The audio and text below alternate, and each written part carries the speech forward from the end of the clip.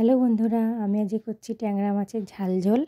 ট্যাংরা মাছটা এর মধ্যে নুন আর হলুদ মাখিয়ে নেব ভালো করে। হলুদ আর নুনটা দিয়ে নিয়েছি। এবার এটা ভালো করে মাখিয়ে নেব। প্রত্যেকটা মাছের গায়ে ভালো করে এটা মাখিয়ে নিয়েছি। এবার আমি এটা মাখানো হয়ে গেছে। এবার আমি তেল গরম করে নেব কড়াইতে। তেল গরম হয়ে গেছে। এবার মাছগুলো আমি দিয়ে দেবো। মাছগুলো ভালো করে দিয়ে দেবো। এই পিঠটা ভাজা হয়ে গেছে, ও পিঠটাও ভাজা হয়ে গেছে। এবার আমি বেটে নেব শুকনো লঙ্কা, আদা আর জিরে, এটা বেটে নেব। আর একবার বেটে নেব পেঁয়াজ আর রসুন বেটে নেব।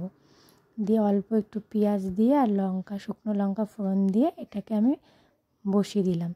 এবার একটু পেঁয়াজটা ভাজা ভাজা হয়ে গেলে এরপর আমি দিয়ে দেবো টমেটোটা ভালো করে ভাজা ভাজা হয়ে গেলে এবার যে বেটে রেখেছিলাম আদা আর পেঁয়াজ রসুন বাটা, সব জিরে বাটা, সবটাই এর মধ্যে দিয়ে ভালো করে কষিয়ে নেব।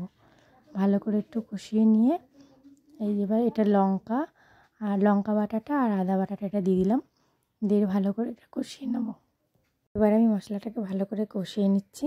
ভালো করে মশলাটা কষানো হয়ে গেলে এটা মশলা থেকে একটা তেল বেরিয়ে আসবে। এবার একটু হালকা গরম মশলা এর মধ্যে আমি দিয়ে দিচ্ছি। পরেও গরম মশলা দেবো, এটা হালকা একটু কষানোর জন্য দিয়ে দিলাম। এবার হলুদ দিয়ে দিলাম এর মধ্যে। এবার দিয়ে দিচ্ছি নুন।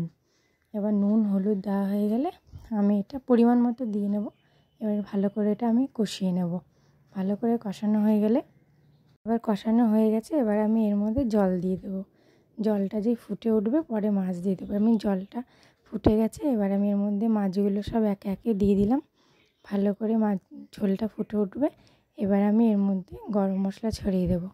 একটু ধনের গুঁড়ো ছড়িয়ে দিলেও ভালো হয়। আমার মেনুটা কেমন লাগলো জানাবে সবাই।